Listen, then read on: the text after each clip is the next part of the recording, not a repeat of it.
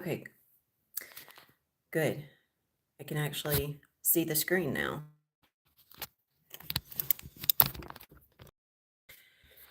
Whew. All right. Welcome. YouTube, I don't know, for some reason this thing has been messing up a lot. Like, hopefully we're good to go now.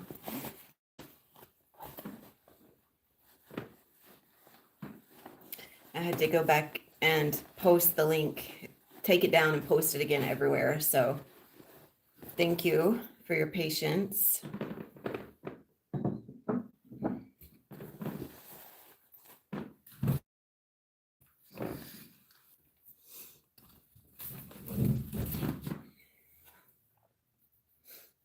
All right.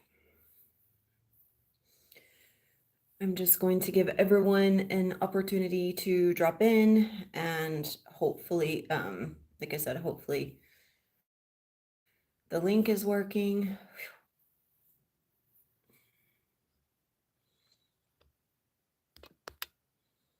If there is anyone here, Carly, if you're here, anyone from my groups that got the link, if you don't mind, let me know.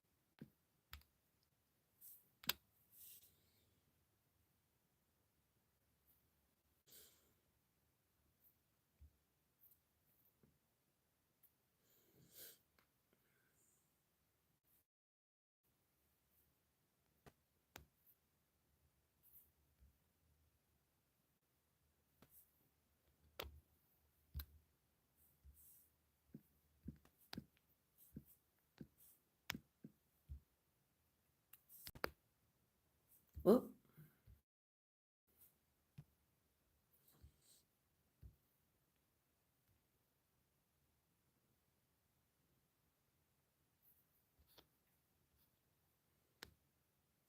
Okay. Okay, Carly. I didn't know you were here. It's there it goes. Okay. um, I was responding to you in the chat, but I didn't see that anyone was actually in here. So, okay, cool. So I know the link is working. That's what I was trying to figure out. It keeps showing me that the numbers. Hello and welcome from Serbia. It keeps showing me the numbers going in and out. So thank you for dropping into the chat. I've been having some issues with the links this morning, so I appreciate the communication. Thank you, thank you. Just giving an opportunity for everyone to drop in, which usually happens between now and the 5-minute mark. So this is a live that is focused on the sharing of overtones. If you've never experienced overtones, I invite you to hang around. Carly, can you let me know if you're here? I know you said you can see me. Okay, there you go. There you are. Okay, beautiful. All right. Thank you, beautiful. So grateful everything worked out and you're able to be here. Normally I speak into some things before I get started with the overtones, but what I'm really just feeling today is the overtones. I'm not really going to be speaking into much, so this won't be this will probably be a much shorter live than what you guys are used to. I will say, while we're waiting on people to drop in, though, that there has been a lot happening in the storylines, the family lines, the ancestral. Of course, there's always stuff happening because we inherit through those lines. The most, I would say, what I'm noticing through those changing with, it's also happening in my family, is the appearance of sickness or illness. And this doesn't normally appear for my family. So that's something that's being triggered through the ancestral lines. If you're doing a lot of energy work and this is coming up, it could be appearing almost as a it comes, we have the experience of these sensations of sickness for a multitude of reasons. When our cells speak through sickness, I know a lot of times we like to label it as purging or cleansing or clearing. In essence, it is, but it's at the same time, we don't have to go through an experience of that for clearing to happen. Um, clearing does get to be easeful. So if the cells are speaking in this way, it's an opportunity to recognize what the story is. Obviously, I've been carrying toxic behaviors or toxic thoughts or toxic feelings. Your cells will relay that through those sensations.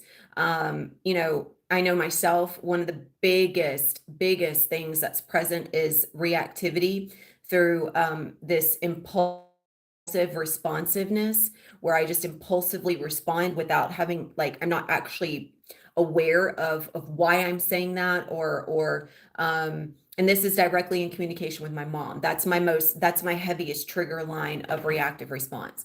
So this has been coming up. I'm noticing, like, my mom ended up with like a head cold, some head stuff happening. My dad's got this, which is ancestral, inner ear thing, where he's really dizzy and really nauseous. And that's something my grandmother had. And now he is, of course, carrying that tradition on, shall we say. But it's interesting, everything is happening up here in the head. And this is where we express ourselves. This is how we perceive. This is where our truth comes from. So, vertigo, that's the word. Thank you, Carly. I was sitting there trying to think of it, it wasn't coming. But that inability to maintain balance and harmony, and that's what vertigo is. It's a lack of balance in the inner ear. Obviously, that's reflective of internal balance, like true balance, the frequency of harmony, which of course comes from these lines of coherence, which are the masculine line. He's my father. It's showing through the male image, but in essence, the masculine is more than just male because it was inherited through his mother. So it's a lack of coherence, it's a lack of harmony. So these are all showing this is happening. These are ancestral lines through the solar plexus that are appearing. These ancestral lines through the solar plexus are giving us an opportunity to review all stories that carry such types of imbalances and disharmony. One of the things that's really beautiful that you do get to practice, and Carly, we were having an exchange about this earlier, is that every single moment is an opportunity to enter into an exchange differently. So when you are offered, like if you're having an exchange with someone, you have an opportunity to explore it as an invitation. So this person is communicating to you as your mirror. It's your own reflection coming back to you. So in essence, you're not receiving them, you're receiving your own perception of them. Whatever you think of them, whatever you believe of them, that's what's coming through. One second. So anytime, and it's not just of them, it's not just of that image, it's of that contract, it's of that archetype. So obviously, if you're having an exchange with a partner, or you're having an exchange with a mother or the father or a child, if you're a mother and you're or a father and you're having an exchange with your child, there's an archetypal contract that's also emotion. So when you exchange, you're exchanging through an agreement. You're not just talking to each other. You're exchanging through a belief system that you've agreed to embody and inhabit. So if you don't change the way that you believe, then you can't shift the agreement. The agreement will always happen through that state of reactivity, if that's coming up. And I'm sure it is, because, or at least I know it has been for many of those that I'm exchanging with. So I know that undertone is present. So how do we change it? Well, first and foremost, acceptance is the gateway to changing anything. If you're not anchored and embodied in acceptance, then it makes it impossible for you to see something differently. And true acceptance is unconditional. It has no conditions. You don't have to do anything or practice anything to be in acceptance. You just simply honor that everything coming to you is an invitation and an opportunity, meaning you've already put it out. You're just receiving it back. So anything that you're receiving back, if you're attempting to fight with it, or you're attempting to force it to change so that image or that aspect can be better, then you're forgetting that you're the one that's transmitting the story to begin with. So you can't make another person change to fit your dynamic. You have to change so that the other person can harmonize within the dynamic. The internal dialogue, the internal belief system has to change. And when we go into a conversation with someone, especially if there's hostility or even if there's not, like Carly exchanged something with me this morning, from a situation that took place, and the other party asked her, like, an event happened, and the other party asked her, well, this is probably said this is probably going to ruin your day now. And she said, no, why should it ruin my day? Why should this control how I feel? That was a very powerful proclamation of how you can receive something without assuming the worst case scenario. How you can receive yourself back differently without assuming that you have to go into a deficit, or a negative space. So when we honor our existence through neutrality, which is really where these overtones come in, we accept that everything coming to us is we've already put out. And if we can just simply accept that we don't need anything else, we don't need to do anything else, we simply need to understand that that's us coming back. We've already transmitted it, now we're receiving it, and we have to learn how to receive without judgment, without shame, without guilt, without resistance.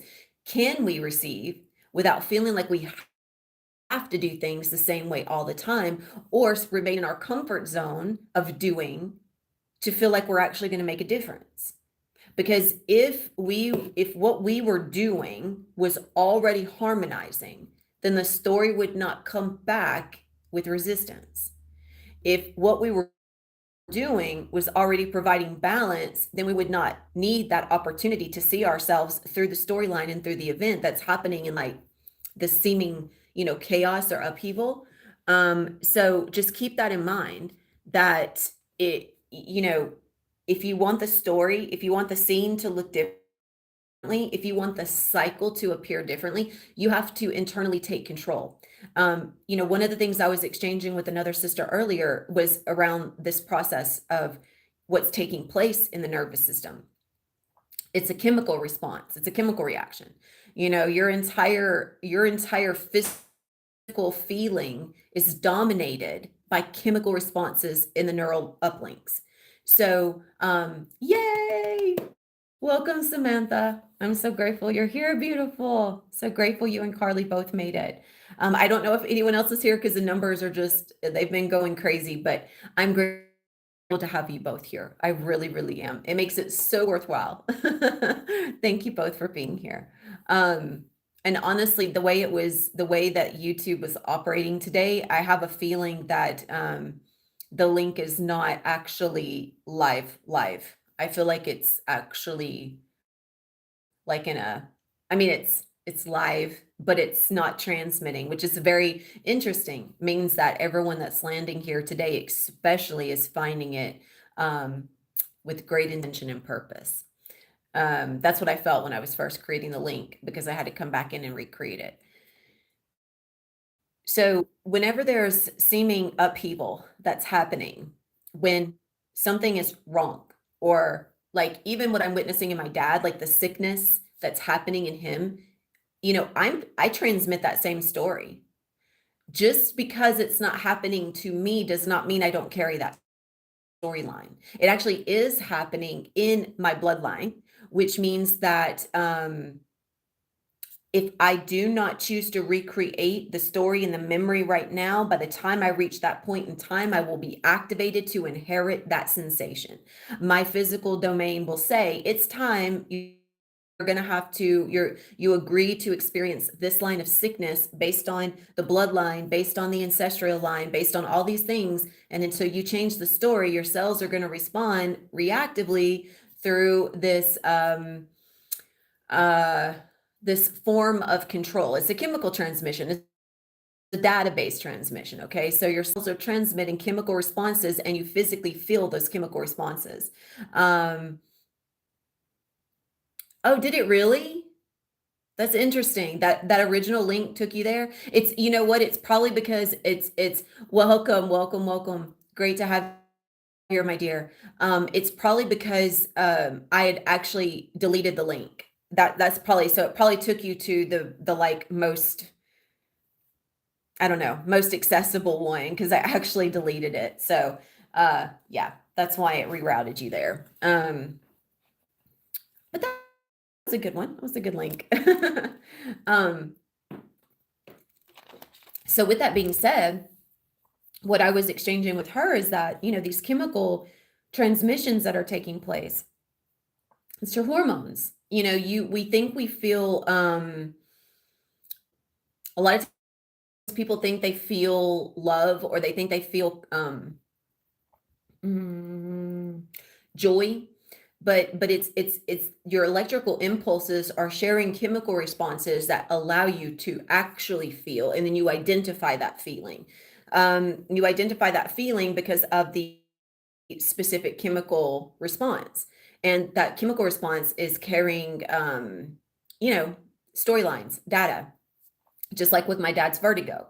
He's experiencing what we label as vertigo because his cells are communicating that there's a imbalance, that there's not a harmonious internal, uh, you know, the water, the fluid is imbalanced, right? So now his body is sharing that story. Now, does that have to be the story that I inherit? No, but it is a part of the mother line. If I don't choose to change that story, then I will inherit it because by just dynamic, I agreed to that before I came into the experience, before I came into the body. So, well, not technically in the body, but we'll use that as a point of reference. So when you're living through the lens that things are happening to other people, and that's all you see is that something is happening to them, or they're responding or reacting a certain way, and they respond or react towards you a certain way. If that's the only way you see it, you're still holding a lens that prevents you from being responsible for how you identify with feeling. So the most important thing that we get to do is go in and recreate the data stream that's being transmitted through our nervous system.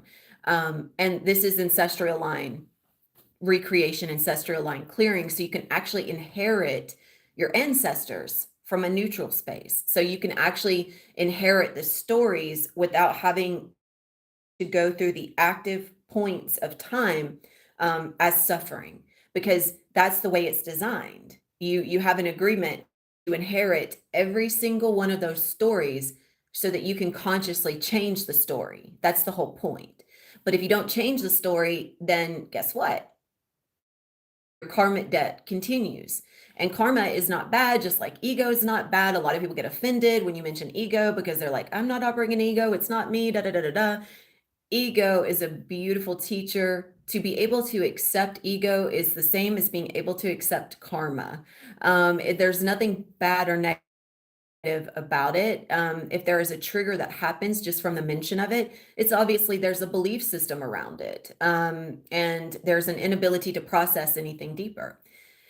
So I say all of this because what's been most present is the going in and the recreation of those lines. And what I have experienced through that, even though I see my dad inheriting this, and I see my mom going through these sensations, it's not an all the time thing. And it used to be an all the time thing. My family, we used to stay, all of us, myself included, used to get sick, really sick every single year. The flu, then COVID, and all of those things, upper respiratory infections. We used to get sick all the time. Now my parents never get sick. Like this right now that's happening with my mom and my dad happened at the same time. That's very significant because internally that gives me opportunity to see what's taking place. I was also aware of it, obviously, even before it took place, but there's been an invitation to recreate, which is exactly what I've been doing. I've been going in, practicing anytime a reactive state offers itself, I choose, and I've gone into reaction. Um, I could choose to consistently react, or I can pull myself back. I can review why the reaction is there. Where is it coming from? What story or what belief system did I originate in? Like, what perception did I choose to originally see this event through so that I can change that perception? And just really quick, and then we're going into the overtones, just to give you a vantage point of this or an example. Um, I had a situation come up last week, which there's stuff that's always happening. But well, actually, that one I've already, that one will take a bit of time. With my mother. My mom had said something the other night, and immediately I went into a reactive response.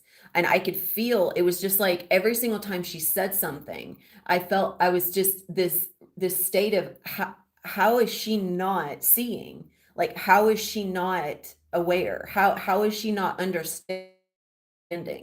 There was a part of me that just energetically latches on when she says something, and it wants to zoom, it wants to go in and it wants to attack almost. It's this automatic reaction. It's a chemical impulse. And if I'm not anchored in self-awareness, I will automatically go into that and want to control why she's saying what she's saying and how. Wanting to react from that space of, well, how in the world are you not aware? How are you not seeing this? Or what are you, like just being in that reactive judgmental state. There's a part of me that is conditioned to react that way. And if I do not honor self awareness, I will go into that instead of staying anchored in neutrality. And I noticed that happening. And as I pulled myself back and I went neutral, I also noticed where all of these emotions coming up. And even though I had pulled myself back and I wasn't going into it, I was still very much feeling the need to just want to just lash out, just get angry and agitated. And it was just wanting to come out, all of these emotions. So I let myself let them out. I just, not at her. I walked outside. I let myself let them out. I let the emotions come out. I let myself feel them. Good morning, Becca. Welcome. I let myself feel them. I let the emotions get out. And then I re-script it. Instead of, I don't try to hide when I'm feeling or pretend that it's not there. You don't, when you try to pretend that you're not feeling or you run away from feeling, you just end up training your nervous system to be numb to anything that is going to serve you, that's going to serve and support you in terms of true feeling. If you consistently run away, what will happen is you'll run into the need to feel a certain way at a certain time. Or when you do feel a certain way, you'll be controlled by it. You won't be able to actually, or you'll feel like you're not able to control yourself or control the feeling. So you allow the feelings to come up. You allow them to arise. Did I react with the anger and aggression? No, my response was reactive. And I pulled myself back, neutralized, went outside, allowed everything to come out. And then, as uncomfortable as it felt, I started saying, I love my mother. My mother is so supportive. She does so much for the family. I am so grateful for my mother. I am so grateful for my mother. I am so grateful. My mother is strong. My mother is courageous. My mother is smart, because I'm not just talking about her. I'm speaking about myself, like, because I am also the mother. I am not just the child. I am the mother. So whatever I say about anything, or if I say anything about anyone else, I'm speaking about myself, right?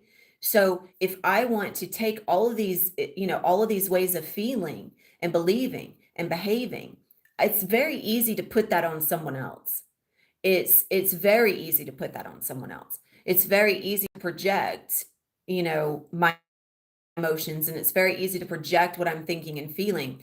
But when you pull it back in and you redirect and you take control, you realize that there was really like there was no need for me to feel that way, not really. Um, but there's a sense of comfort and going into that attack almost. It's happened so much over so many years that it's almost an addiction. It, like, that way of feeling becomes an addiction. It took it took a lot for me to pull that back in and to say something positive on the heels of the anger and the aggression. And so what happens when I do that is I'm training my nervous system that just because I hear those words coming from that person, I don't have to think or feel or react in that way just because because it's that person. So but you know how easy, I'm so grateful it resonates. You know how easy it is for me to take that pathway though? It is literally one of the easiest things that I can do. It is the easiest thing for me to react in that way. It takes no control. It takes no intention. It's not purposeful. It's just happening. So it literally takes nothing from me for me to act that way. Nothing. It's comfortable. As uncomfortable as it is to feel that way, it's easy. I don't have to do anything. I can just excuse myself like, "Ugh, well, she's being ignorant. So, I mean, like, I have every right to react that way." I could excuse that away with all kinds of reasons, but that doesn't make it acceptable. So, when I was walking, yes, it feels uncomfortable in that moment to say something that opposes what I originally was intending to put out there and connect and project onto her. But once I do that, then I start realizing, well, it's a little only uncomfortable at first. And then it just is easy because the pathway that's easy is the pathway that I've always taken and I don't do anything different about it. So it constantly is my nervous system only knows how to operate in that way around her because I've conditioned myself to always react that way. It's been a condition as a part of our agreement. That was the karma. It keeps us connected and it keeps us coming back together in that way. That's karma. There's an entanglement there, and only I can disentangle the karma. Only I can choose to rearrange that agreement and to not energetically link into her with such agitation. And it can happen like that. It could be, people have karmic sexual arrangements. They have ones that feel like joy and love, and it's not, it's karma. That's why it's very important that you understand that your way of feeling is a chemical impulse. And until you neutralize the chemical impulse and you reconsider, you will consistently come in and consistently anchor and consistently entangle, and it will always, it's like clockwork. Your nervous system will pull it in. Your nervous system will put, like, your nervous system is sending an electrical impulse and your desires pull it in. The story goes out, the desires pull it in. The story goes out, the desires pull it in. So in essence, it might not seem like I desire to have that art, to have that reactivity, but if I don't reprogram what I desire, then it will automatically happen that way. So, even though that doesn't seem like it's something major, the deeper storyline is it's coming from an original belief that I was not wanted, that I was abandoned, that I was not accepted, my vantage point of the mother holds a lot of discord. And so guess what? So does my exchange. Everything is passing through that line. It's a cord. So any connection you have with another person is a direct reflective surface of your own belief system. If you're not changing your belief system, if you're not doing anything differently, then guess what happens? You're just going to consistently receive that same karmic pattern again and again and again because you're not helpless, you're just not responsible. That's the thing. You're just not responsible. Responsibility is responsiveness. So when I take responsibility, I respond differently in the moment. That's responsibility. I'm not just reacting to the situation as if I have no control. Reactivity is a lack of responsiveness. It's a lack of responsibility. Um,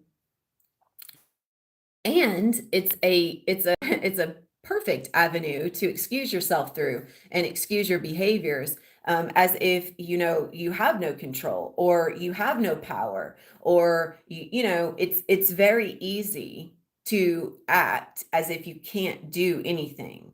It's so easy to just ignore and walk away. I could have done that. I could have just allowed the reaction and said, next time I'll fix it. It is what it is. It is what it is. It happened. I'll do it differently next time. But that becomes a pattern. It already is a pattern. if I don't, there is no really next time. It's all happening right now. So, and what I mean by right now is when you're aware of it, that's your opportunity.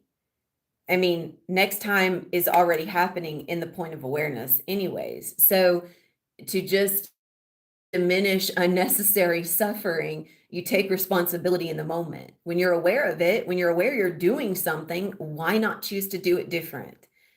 I mean, there is literally nothing that's required of you other than responding differently. That changes your paradigm. It begins to, anyways. So there's so much power that comes from acknowledging what your reactivity is and then responding differently instead of reacting. And not only that, and then you get to go deeper and discover where it originates from and recreate it. And that's been what I've been working through. And I want to, and I, in closing, I want to share in the power of that, just so everyone understands.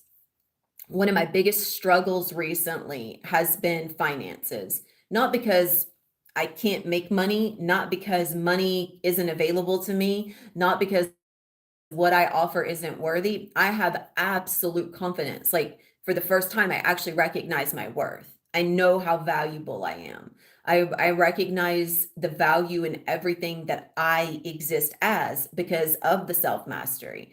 Not because I'm so important. No, I understand my value because I've understood where I've lacked it.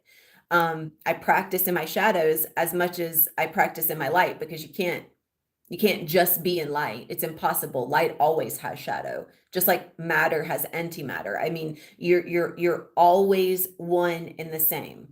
So if you just focus on light and you just focus on light all the time, your shadow is right there following you. You can't just offer light. It's impossible. So that's what I even started recognizing in my own offerings, that it just focused on light. But that was never true because even the expression of light carries the expression of shadow. So whatever you're not aware of is following you, and it's always going to be there. And anytime you speak, anytime you open your mouth, anytime you write, your shadow is right there. Okay. So, and there's nothing wrong with it. Again, just like ego, nothing wrong, nothing bad. It's just a recognition of patterns. It's a recognition of what you're unwilling to accept, what you've always turned a blind eye to, which you've always ignored because you didn't want other people to see it, because you're afraid of it for some reason. So when I started going in and recognizing where the lack was coming from, I inherit through my mother line a deep seated belief in scarcity and lack. She grew up on dirt floors. That was the story. Well, she hasn't chosen to recreate it, but she is an image playing out in my dreams. So I choose to recreate it. So I've been going in and recreating the storyline for how she grew up, which then inherits itself through how I grew up, which then extends itself through all aspects of the ancestral line. And not only just the way she grew up, but the belief that there was never lack, that there was never scarcity, there was no such thing. There was always enough. There was always plenty. There was always plenty to eat. There was always plenty of drinks. You know, there was always plenty. There was a plenty, plenty, plenty. That's what I've been embedding in my bloodline, in my nervous system, is that there's plenty, but I have to live it differently, and I have to live it from the space of being plenty, which means that I don't operate through agenda. I'm not expecting something. I don't do what I do in expectation of something showing up. And the beauty in that is I just offered a week free of self-mastery without expectation. It was a beautiful space. I actually ended up taking it into 2 weeks pretty much because I had such a good time. And I chose to now leave that free space open so anybody can join. Of course, it's self-mastery. So please understand that if you choose to join, you're committing to self-reflection, you're committing to self-growth. It's not based in spiritual bypassing and escapism, which means that, if you come in wanting to just like dump stuff from spiritual bypassing, I will kindly ask that to not be shared, right? Because it doesn't serve. There's plenty of spaces for that. But through this process, I had a sister that reached out and offered me a donation today for that. I'm assuming for that week. She just asked if she could send a donation, and the payment ended up being the same amount that I would normally have one of my group members pay for a year, for a month of mentorship. So I literally just had a monthly payment come back to me from, without expectation, without asking. It was just offered with, you know, no strings there. But it came back. My energy came back to me. That's the first time I've had anyone donate that amount, which was a beautiful gift. It was a beautiful recognition of how it gets to come back without agenda or expectation. And I want to say I'm just so grateful. It was so needed and necessary now, so I am so grateful to receive it back. But that's the first time that's happened. It's not a coincidence. It's not like it just happened. You know, she showed back up as a reflection of where I am. You know, we haven't connected in years. She showed back up for that intentional self mastery. She had beautiful reflections and clarity that appeared from that, and that was a beautiful gift in return. But my space is more open to receiving because I've been actually recreating the story that I'm never lacking anything, that everything is always here for me to receive.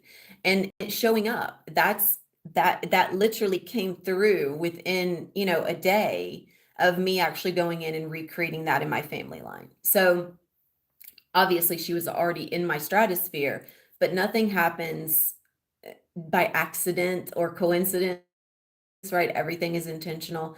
And I really appreciate that. So if you do go in and you do choose to recreate, you will see how your everything accommodates according to what you believe. Like, we can say that we're accepting all day long. We can use words.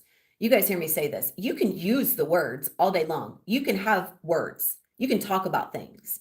You can sound like you know, but that doesn't mean you understand. Understanding goes deep within the self. And if you say you're accepting or say you're receiving, it doesn't necessarily equate to it. The words don't necessarily equal understanding. And that's also where I recognized for myself, it was necessary for me to change that internal dynamic, because I am accepting and I am receiving, but my ancestral line was transmitting something completely different. So I, as the source, I, as the consciousness, I, as the awareness, I have to go in and change it through every part of myself. And I just want to remind you guys that, you know, I don't just do this by myself. I do this in connection with everyone. All the things that I've learned and all the things that I apply has come through the consistent exchange with others. So, you know, I highly recommend, if nothing else, you know, I invite everyone to join this free space because it really is a source of power when you have others committed to the same growth, and evolution. And even though it's a free space, again, we are honoring it with intention and purpose. So, and everyone in there is already aware of that, like no bypassing, right? And we're not just going to be talking about spiritual things just because um, you know, that doesn't serve. All right, my loves, thank you for receiving. Let's go ahead and drop into some overtones here. I hope what was shared here is able to serve and assist you. And I hope that maybe my own experiences and what I've learned from that is able to support you in your journey. So I'm going to ask you, if you're not already, to please close your eyes.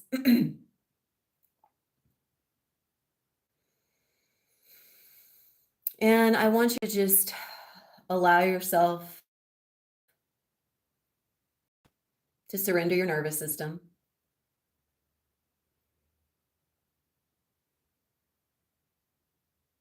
Surrender your nervous system to awareness. Thank you, Becca.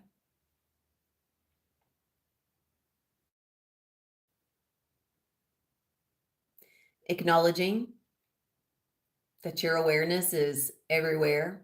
It's not just stuck in the body, it's everywhere.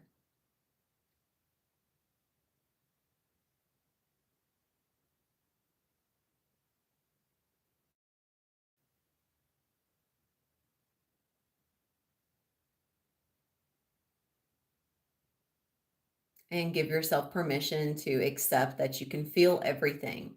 Carly mentioned something in an exchange earlier. Whenever you guys might hear me mentioning, as I go the overtones, mentioning something around what I'm feeling and asking if you guys can feel it. I'm actually feeling it in my body. Okay, I'm feeling it. Like there is the feeling in that location, and I can feel it moving. But what happens in this process as I'm sharing is that my body becomes empty. It's not just made of bones and organs. Like right now, I can't actually feel my bones or my organs like normally. I don't feel density when I commit to sharing in this way, when I commit to opening the space in this way. I mean, obviously, I'm aware that they're there. I can feel them, but my awareness has expanded to something more.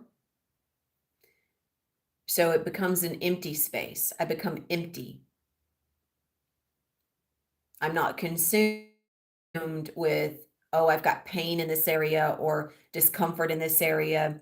That's a nervous system that's attempting to find regulation. So the awareness becomes strained. It's focused on one area. What I'm inviting is when you surrender your body, you become empty. It doesn't mean that you don't feel the pain or discomfort. It just means you're not consumed by it. It's not the only thing that exists.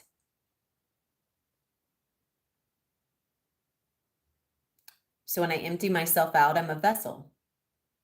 If I'm empty, then I get to receive. That means I'm not worried about anything. I'm not trying to do anything. That allows my nervous system to be surrendered because there's nothing you need to do. You're here to receive.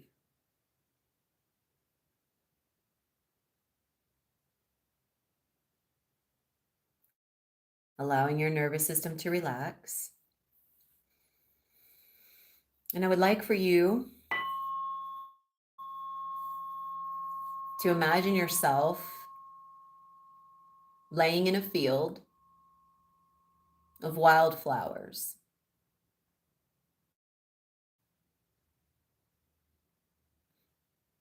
And with each breath, feel yourself relaxing deeper into the beautiful tapestry, feeling the wind on your face,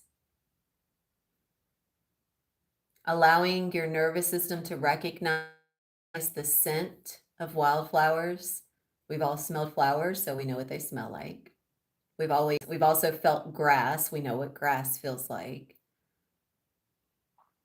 And if you're like me and you don't actually visualize, I don't actually see images, but I know what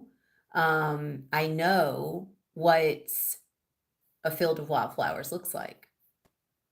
I don't have to actually see it in my mind's eye to understand that I know what it looks like.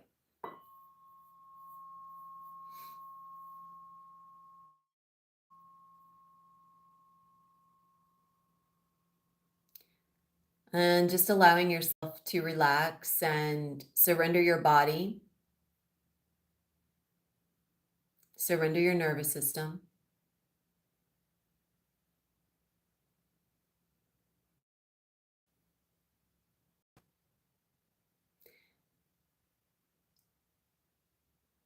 And as you are present in this field of wildflowers, I would like for you to become aware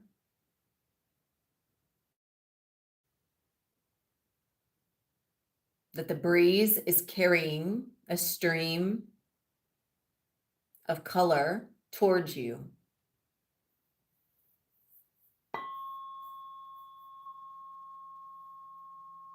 And as you take a deep breath, you become more aware of the stream.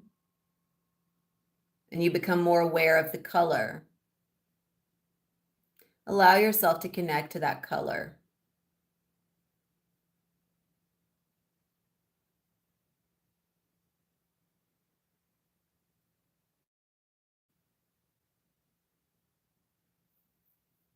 That stream, it could also be a breeze,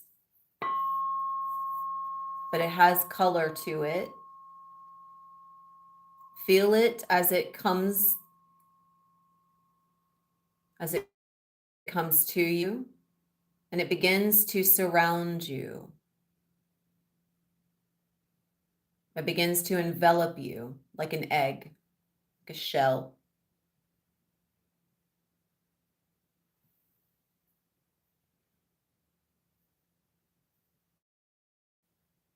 Allow it to envelop you.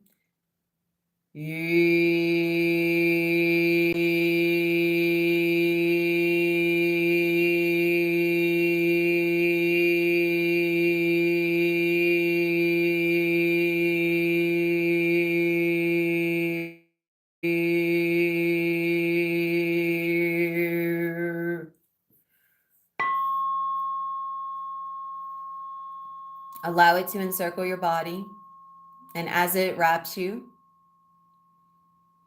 it's supporting your weight.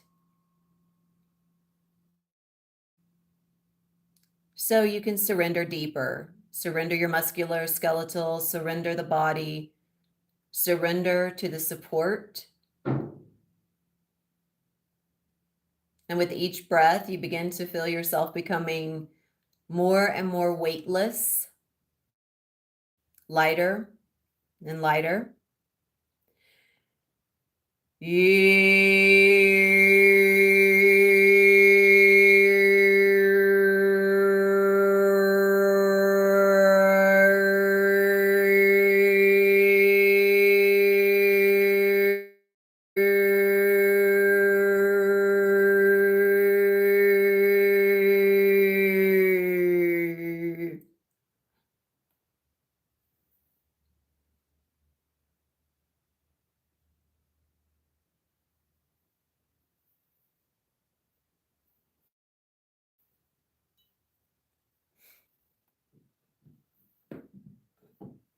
As this colored sheath supports you, we want to recognize our meridians, acknowledging that these meridians are directly connected to what we say are planetary meridians. Wherever there are imbalances in our own meridians, there will be imbalances in the planetary meridian, because the planet is not out there and we are not just running around on a planet. We are energetically projecting what we believe the social structure is through our own system of what we've inherited. These meridians are pathways that carry these electrical impulses.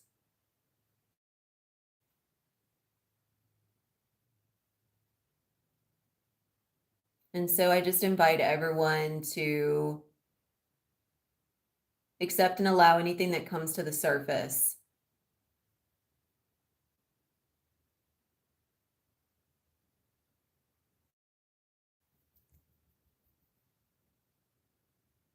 Without judgment, no judgment, just allowing. And I would also invite each and every person to please declare, I accept, I receive, I accept, I allow.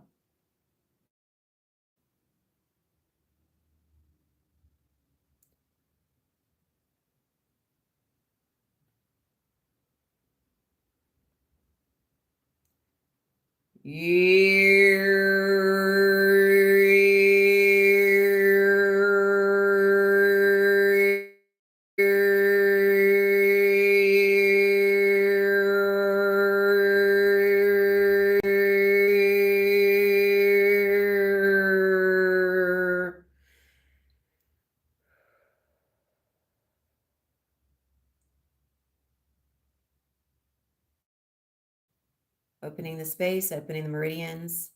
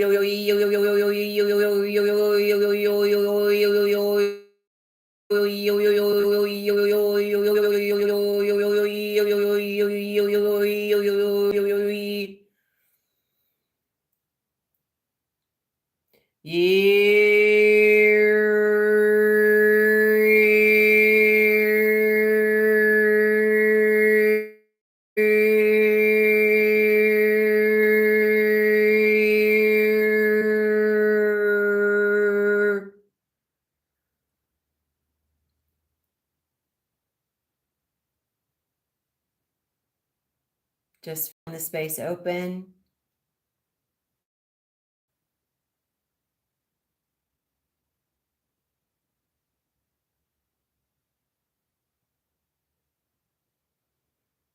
Aligning and harmonizing.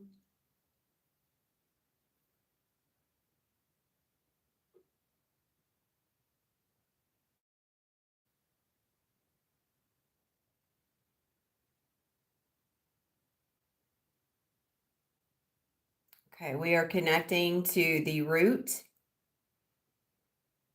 acknowledging the connection to the root, all meridians associated to the root, and how this directly reflects through the planetary meridians.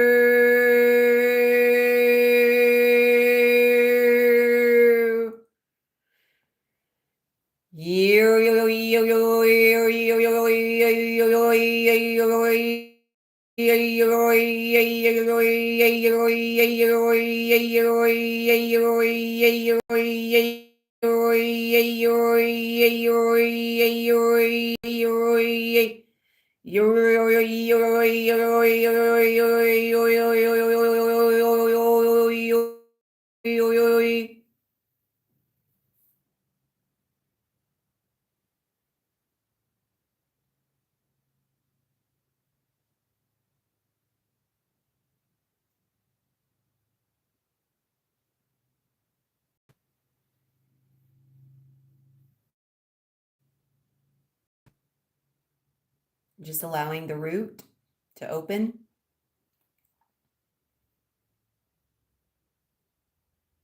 Now moving into the sacral.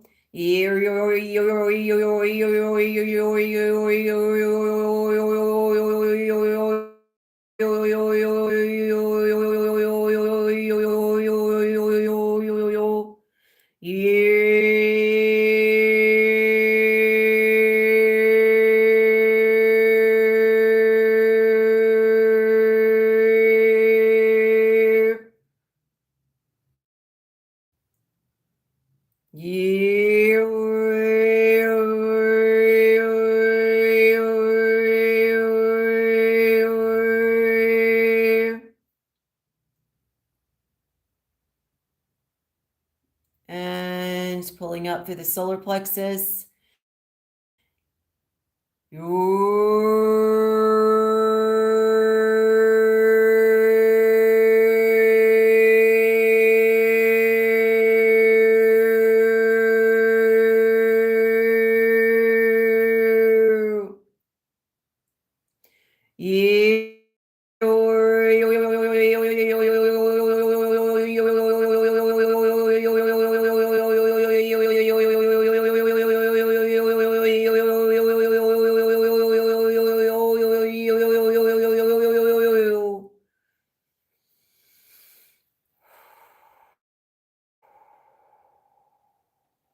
Opening and expanding the lines.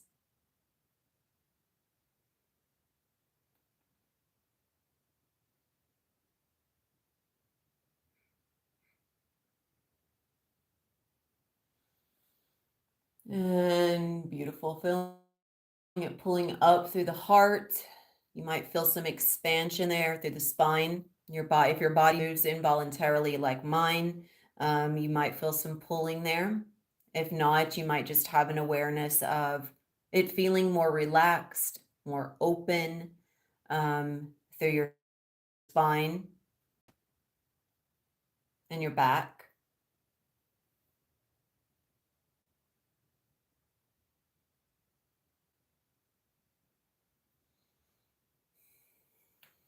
Okay. Definitely feeling a lot opening and moving there. Okay.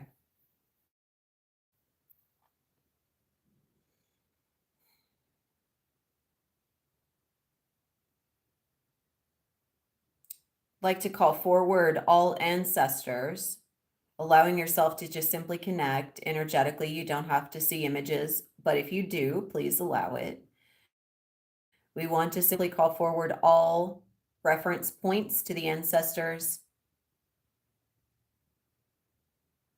in connection to the sacral and solar plexus.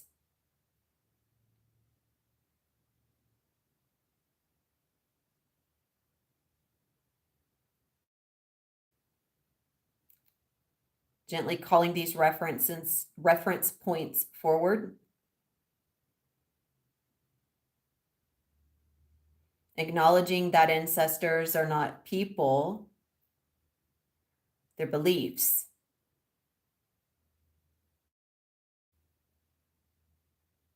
The images always change. The beliefs are what are inherited. If the beliefs are not changed, then the ancestral line will always control what is received or the lack of receiving, actually. So as we call these forward, please give yourself permission if you did see any images or you are seeing memories or images play out. Give yourself permission to receive the belief, the pattern of belief. What is the core pattern through the ancestral lines?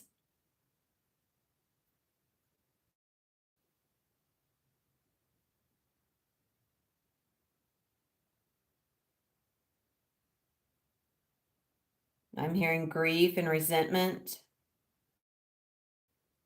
There's a lot of resentment being carried through the ancestral lines right now. Many are inheriting this resentment.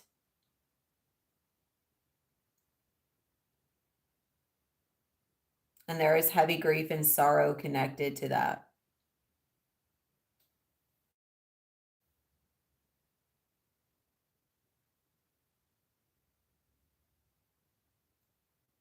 Acknowledging there's also a lot of shame and guilt as a part of this line. So a lot of choices are being made to attempt to run away from or hide the shame or the guilt, to try to appease someone or something. Um,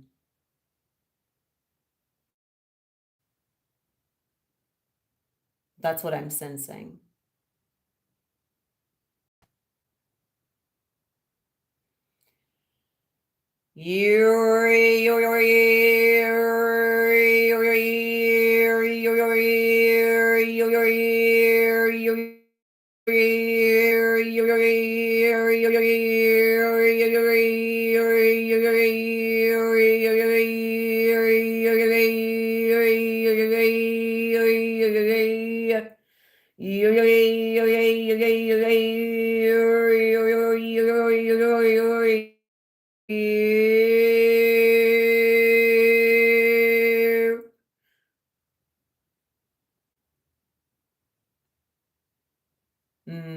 Helplessness and sadness. I feel that as well.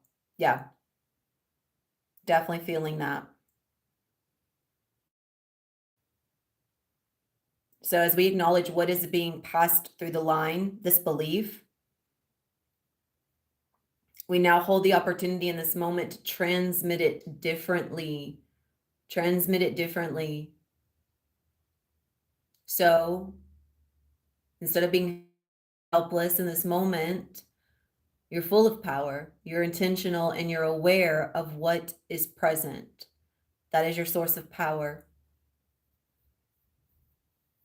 Instead of choosing the grief or the sadness or the guilt or the shame, we just simply choose acceptance. Acceptance releases. It no longer holds it captive. So give yourself permission to transmit into the line acceptance, neutrality, just pure acceptance, compassion, and understanding. Because the difference between what's being passed through those ancestral lines and you right now is you have an awareness of what's happening. That's the difference. That's where you disrupt, because you have an awareness and you can choose differently.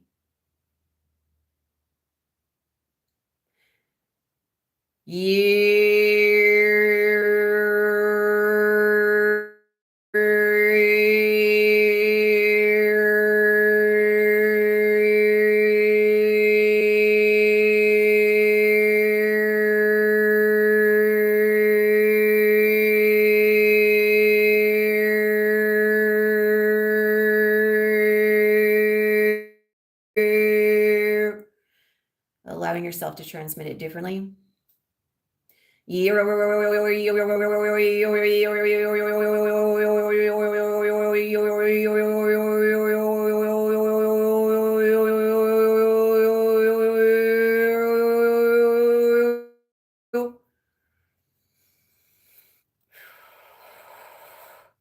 Transmitting it differently through acceptance.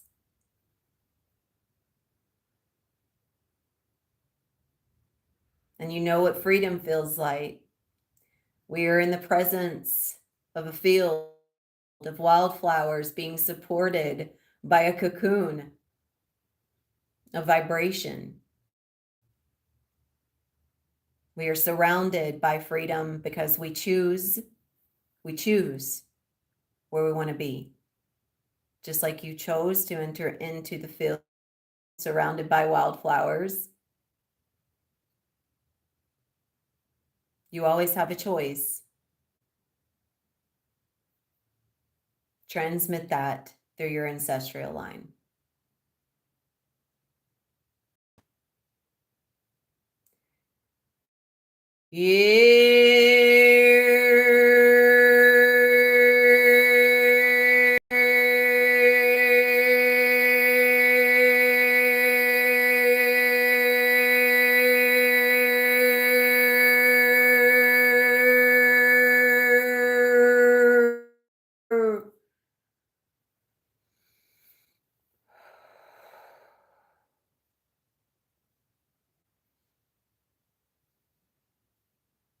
There's definitely some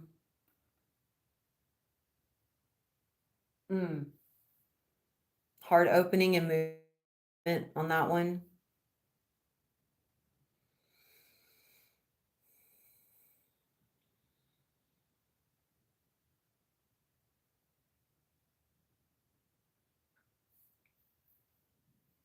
And remember, you have the power. You've always held the power. Just like you have the power to feel sadness, you have the power to feel helpless, or you have the power to feel grief, you have the power to feel sorrow. You also have the power to feel differently. It's always been in our power.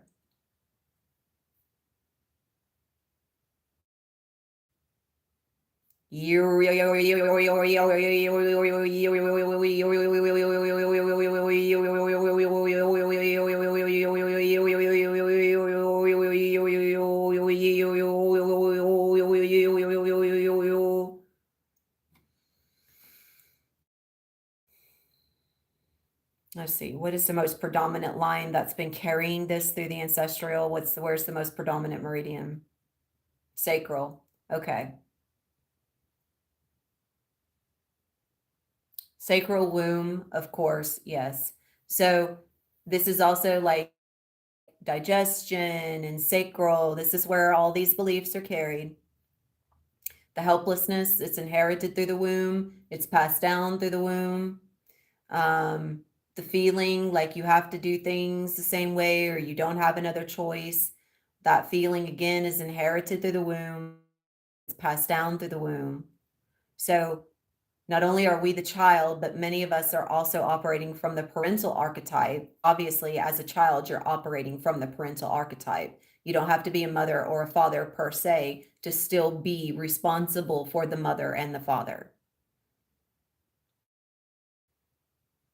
You determine what is passed down through your bloodline, especially if you're aware. The awareness attributes to self mastery. So if you're aware and you do nothing, then it becomes more about you than others.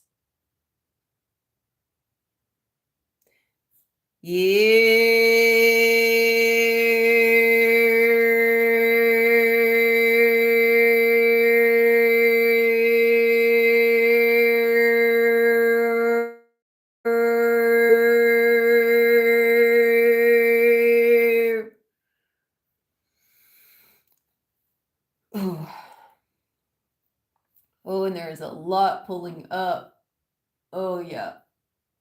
That was a big one. Pulling up from the gut through the throat and the neck. I'm not sure if anyone else felt that in the same way, but it just like a lot of like gas and air is coming up. And of course, for me, my body moves involuntarily. So there's a lot of pulling. But there is a lot moving there.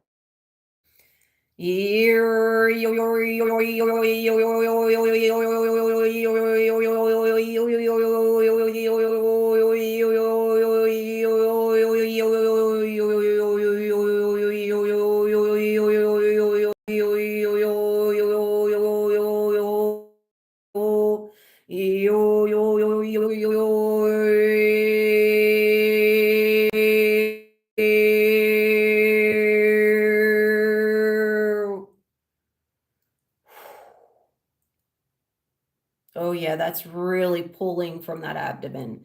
It's, oh, really pulling. This is like deep seated in the stomach, pulling up through the shoulder blades.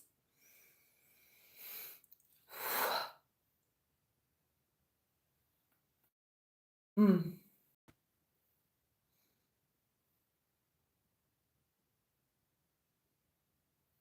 that was a big line opening.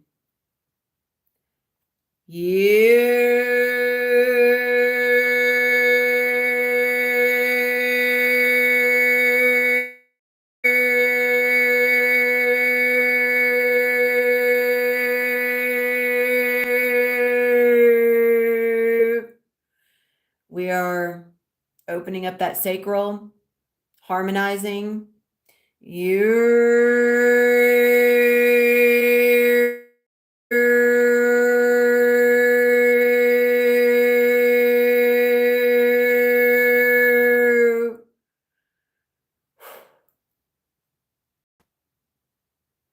Harmonizing and aligning and freeing.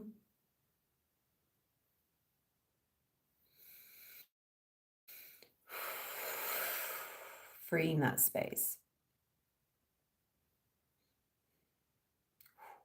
Man, that's so interesting. Such an interesting feeling. It was like I could just feel there was so much in there, and now it's like empty.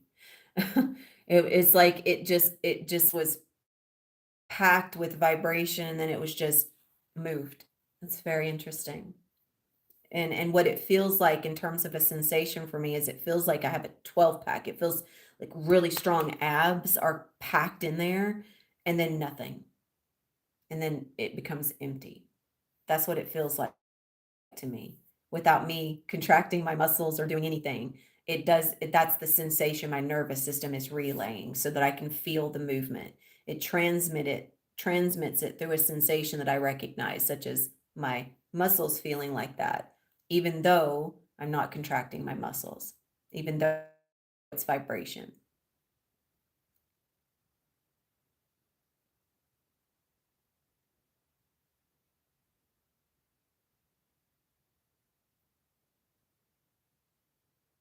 These patterns of sorrow, shame, and guilt are carried heavy through the sacral. This is the architecture that's being passed down through the collective right now. There is a lot of shame that's carried, and I feel so much sadness with the shame. And this is it's inherited. It's inherited. It's inherited through the belief system. So we want to expand into the collective oversoul.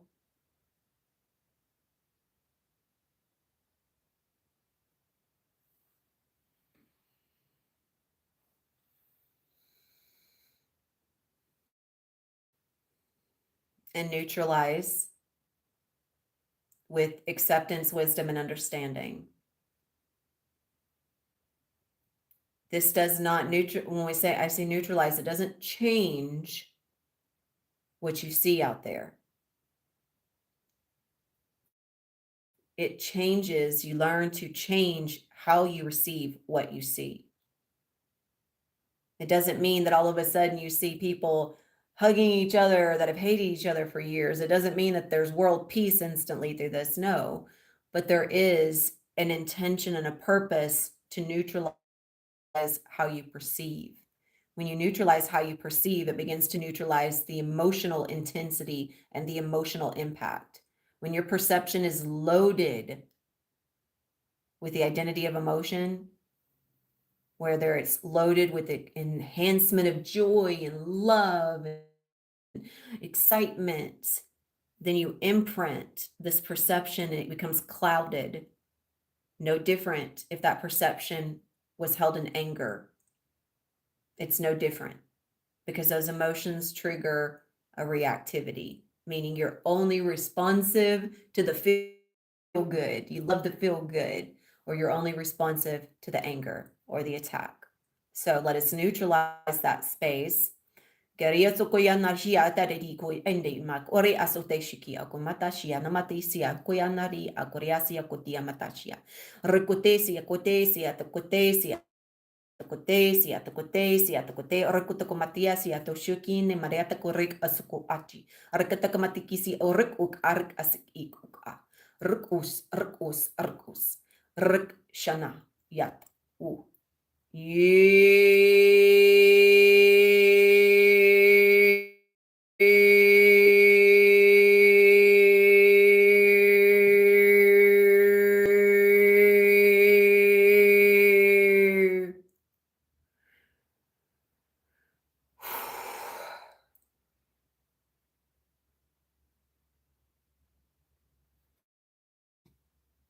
Oh yeah, that's beginning on the masculine side.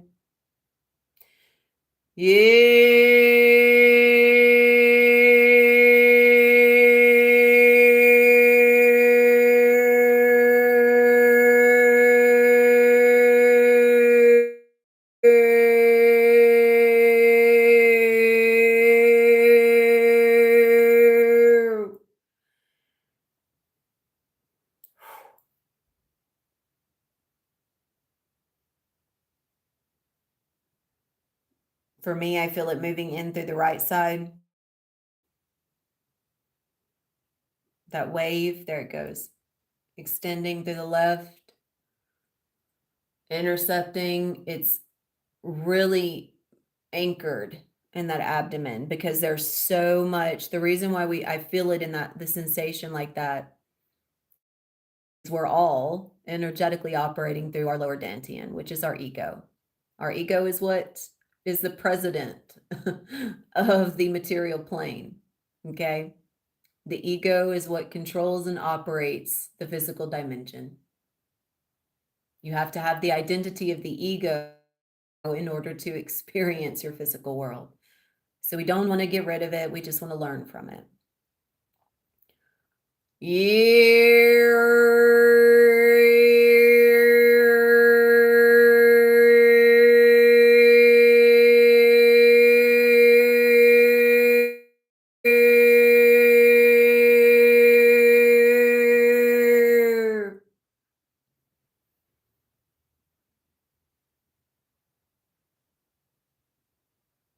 Okay, that one's actually beginning in the third eye.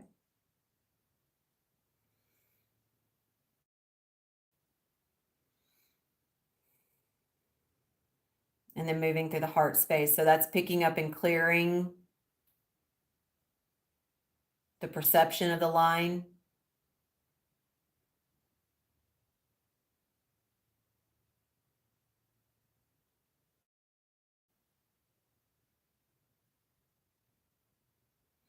And then moving through the space of projection, which is the heart.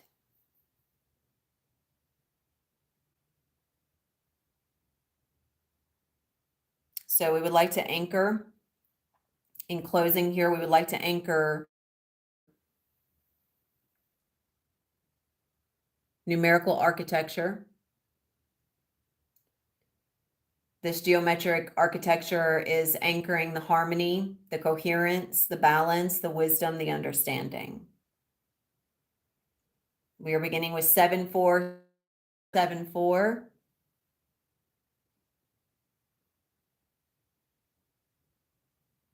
So connecting and attuning to 7474, the pattern, the anchor, the geometric perimeter.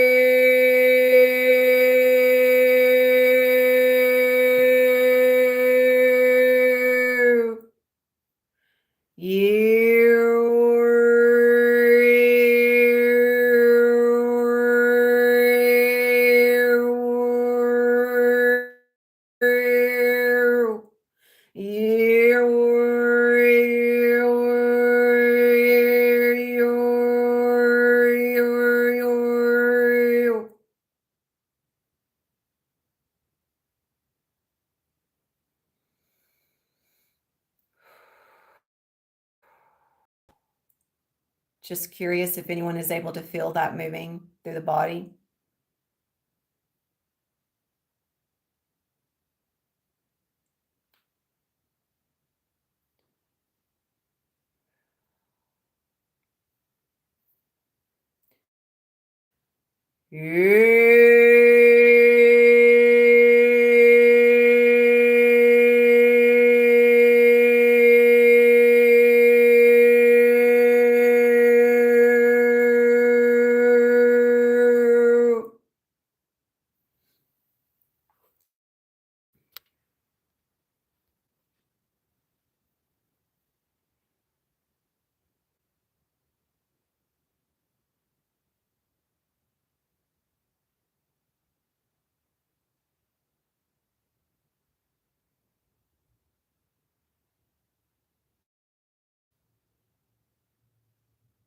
Okay, 7474 is anchored.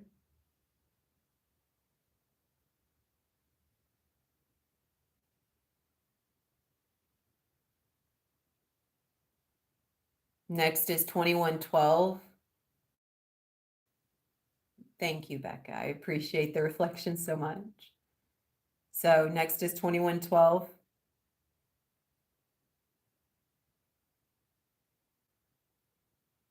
And I'm sure you're already becoming aware these are all mirrors of each other.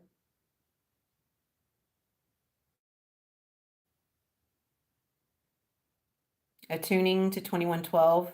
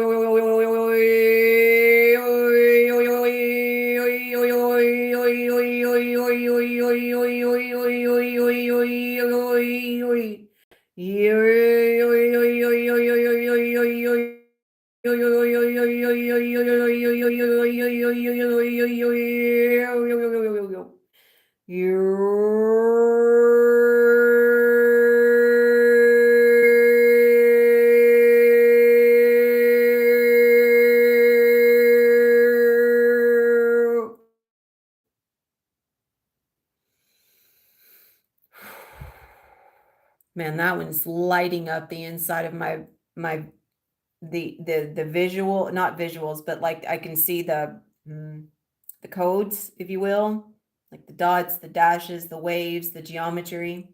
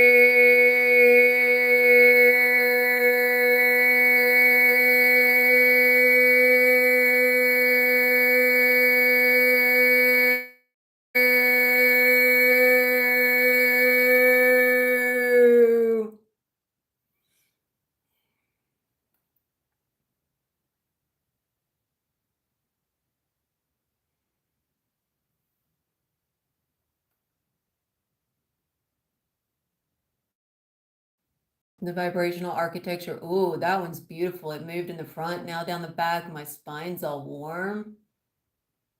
Oh, that feels good. The vibrational architecture of these is interlocking on a subatomic level. It is changing and shifting the dynamic of our cells through our meridians.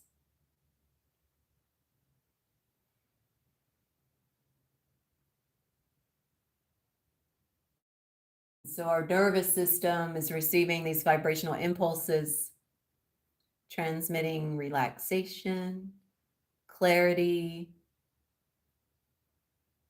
clearing the perception, opening the nervous system. So the impulses that are moving feel very clear, very good. Like I said, it's like almost like a warm red light passing down my spine right now. And a magnet at the same time because it's pulling. It's like a magnet and a red light simultaneously.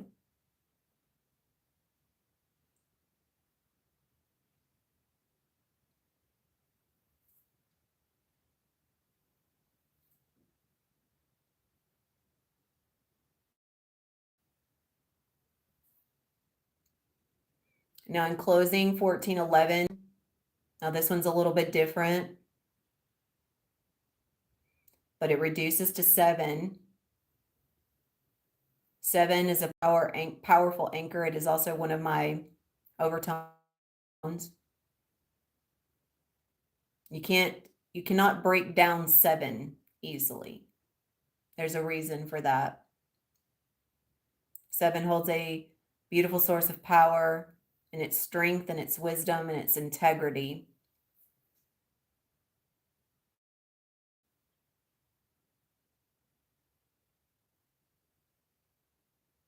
And it is expressed through me as an overtone in connection with my name and the vibrational wisdom and harmony of that pathway.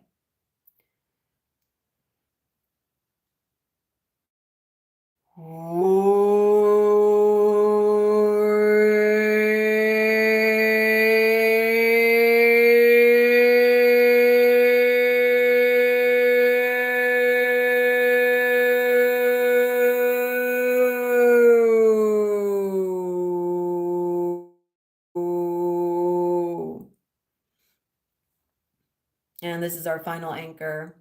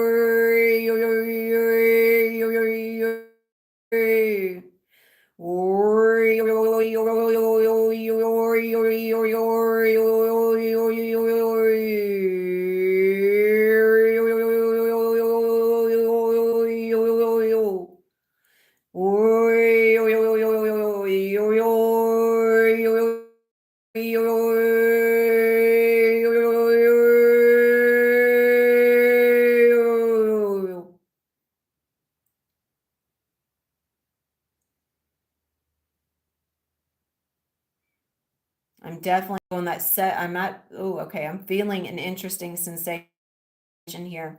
My right side feels very empty. My left side feels heavy, which is a good heavy, not a bad heavy. It's just a recognition of energy. I can feel the 7 intercepting that left side, entering through the receiver, through the shoulder.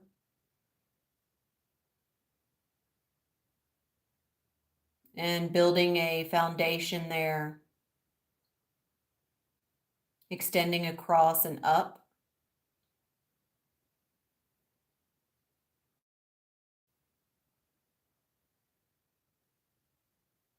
Oh, beautiful. Thank you for sharing that, Becca.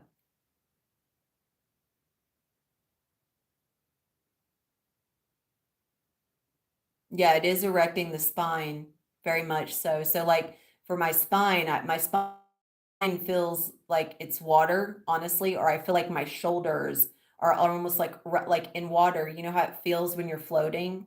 There's no weight. That's what it feels like. And it's holding the yeah, the foundation is holding the higher. So 7 is, through me anyways, through my name, is actually an identity number. It's also a pathway.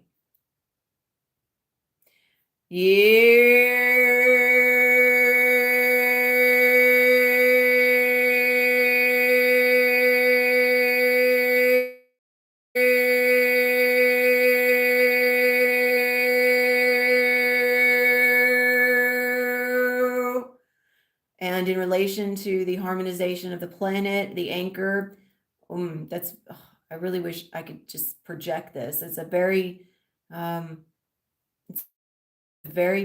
beautiful circular crest of codes. Can barely make it out, but um, hmm.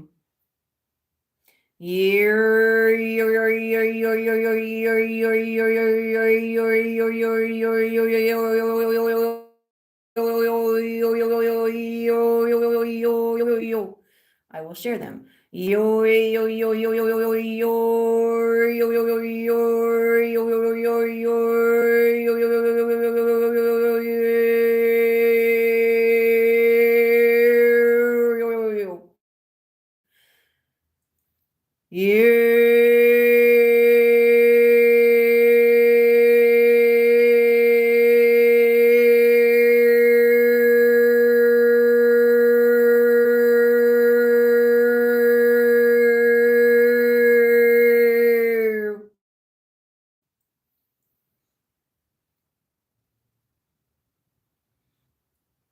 Yeah, beautiful movement of that coming up from the left, moving down the right. Just immense relaxation. Oh, just feeling so good. So relaxed in the body. No tension. And there we go. It's connected fully from left to right. It's circling down into the root, into the feet. I can already feel the connection through the third eye and the crown. It's been there the whole time.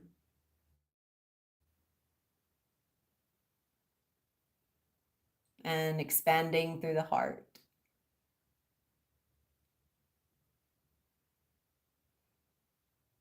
All right, loves.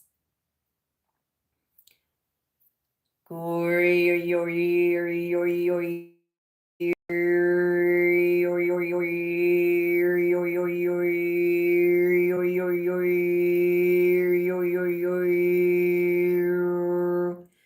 will now go ahead and leave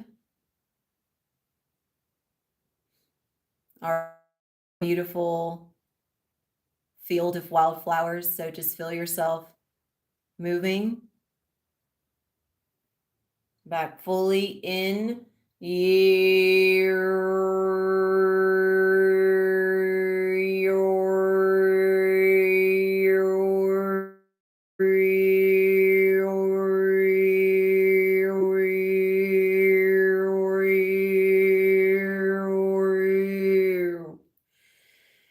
And with a deep breath, just anchoring, breathing into the feet, breathing into the body, and just slowly opening your eyes.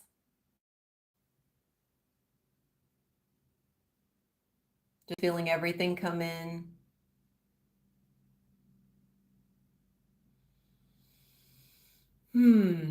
That was beautiful. Just feeling it all pour in there. So all is complete. Thank you all so very, very much. Thank you for receiving. As stated, everything feels just really whole and balanced and open.